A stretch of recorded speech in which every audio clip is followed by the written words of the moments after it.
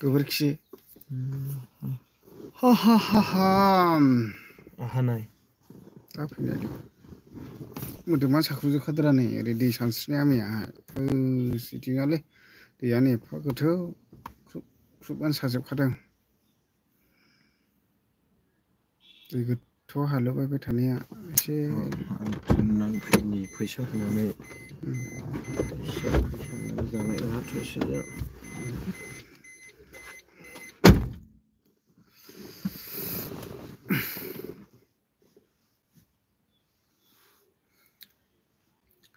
दे comment खालामलादो लोगोफोर दसे रायलायनोसै आरोना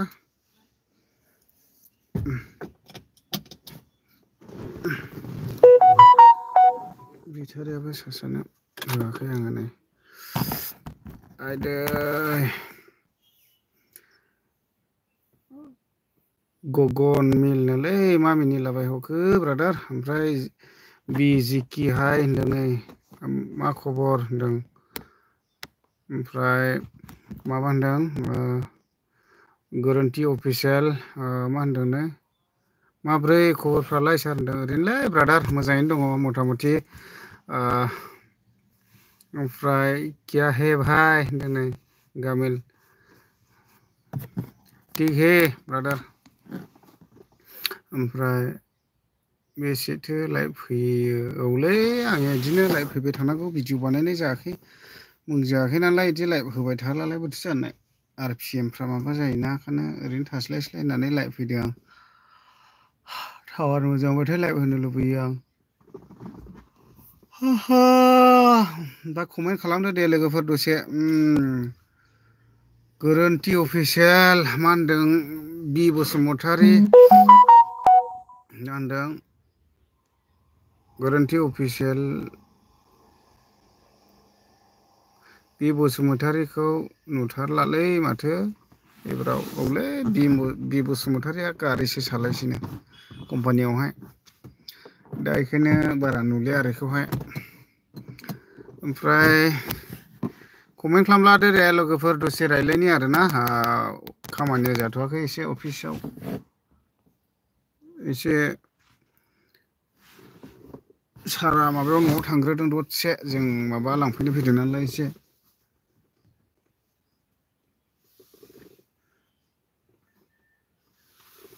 दाबो फैथ'खायाखैदां ओमफ्राय मोनहैयाखै माबायाव दङ नै काजलगावआव दंफैयो अफिसाव थेफास्रुजों आंजों बेनिफ्राय बिरखां नार्जारि होनदों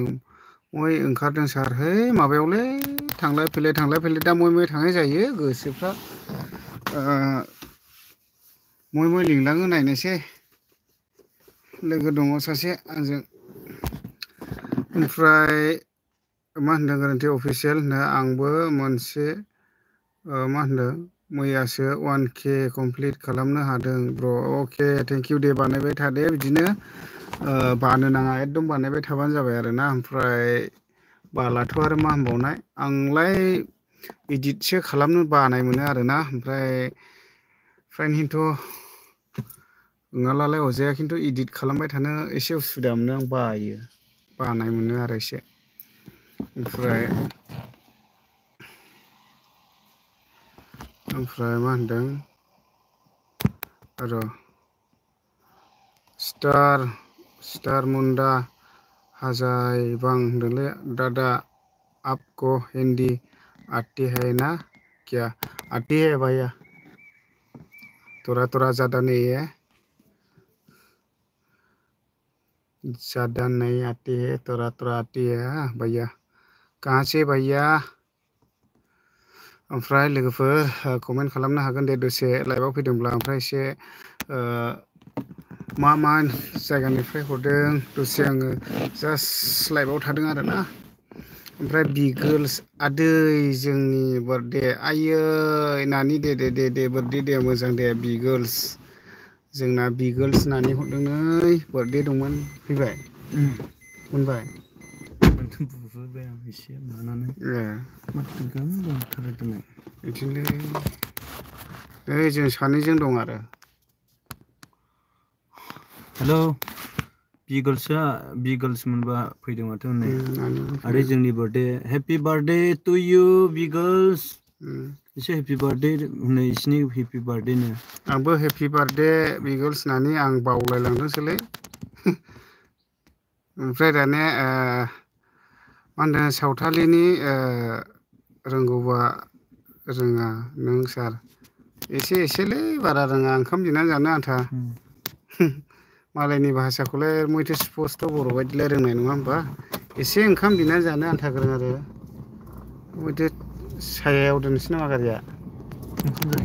ओंखाम जाहैखानायसै आरो औलै ओंखाम जाना फैग्रोनो हाखासिगोन मा खोनादों नै उफ माबा दे मा सिट बेल्ट गानांसै र'दे दा खालामथ' नोंला मबाइला गोलैनाय हाब्बाब सिट बेल्ट गाना लाबो जायालै टाउनफ्राव दाला दा पुलिसजों रायजानायनि जानायलाय रायजानो हमजानायनिसो जागोन फैसा नांनायनि ओंखाम जानो थांनोसै सल' ओमफ्राय लोगोफोर दाथ' गारि सालायबाय होनला आमोखाया नै बे सालायलायबाय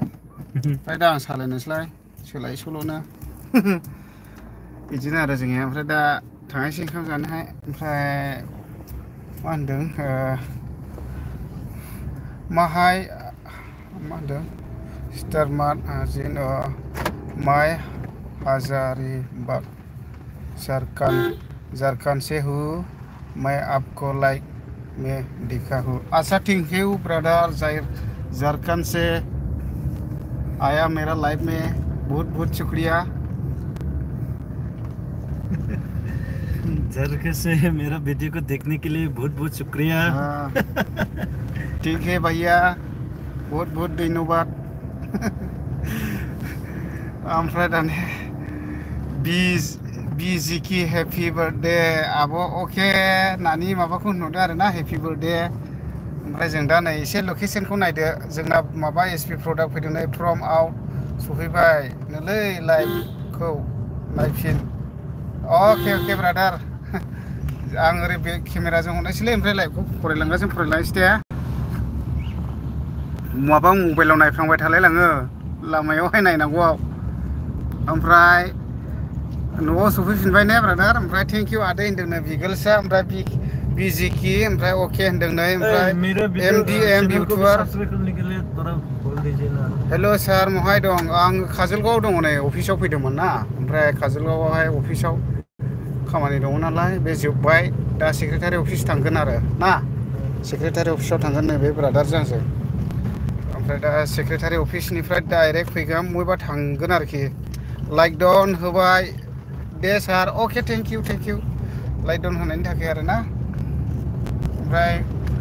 नों लाइभआव दानायहरसै गारि सालायनायावहाय नायफ्राङो नाङा आखानसो बेक केमेरा फखादों आं माने नायफ्रांलायलाङो दे जे लोगोआ जे माबा लाइभ नायग्राना बेखायनो आरो ना दाबो ओमफ्राय मा होनदों जोंना एसपि प्रडाक्टआ मा होनदों हस्टेलावसो सफैबाय अके र' न'निफ्रायसो हस्टेलाव थाफैदोंमोन आच्छा ओमफ्राय दालाय अबावथो दं ब्रादार हस्टेलावहाय जेनेबा ओमफ्राय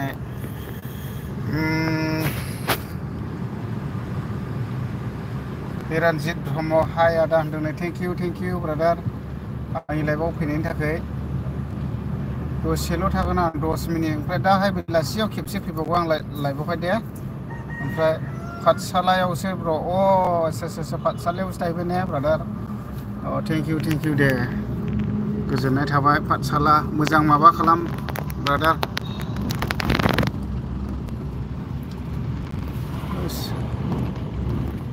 बेयावहाय होनोसै जानाया हा बेयावसो दाबायाव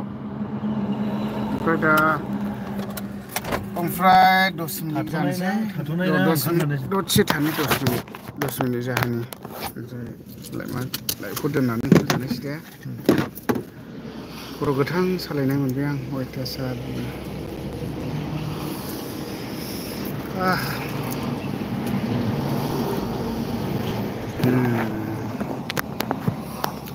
ओइ लोगोफोर ओंखाम जाग्रोनि दे नै मा होनदों दादा बड' लैंग्वेज को हिंदी या नागपुरी में ट्रांसलेशन करो ओ नागपुरी अच्छा नागपुरी गाना अच्छा ठीक है थोड़ा गाएगा हम नागपुरी गाना नाम लेकले आहे सिलिम तोरे मोर दिल में तोरे मोर दिलो बेटा रे ओ अमर जोरल सहिया ओ अमर सिलिम गुड़िया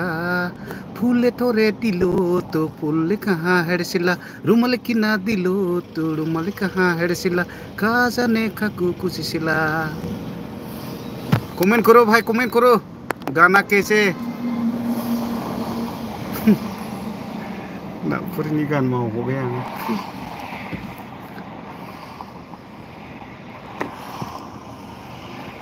स्टार मुंडा हजारी बांग कमेंट करो भैया गाना कैसे है ठीक है ना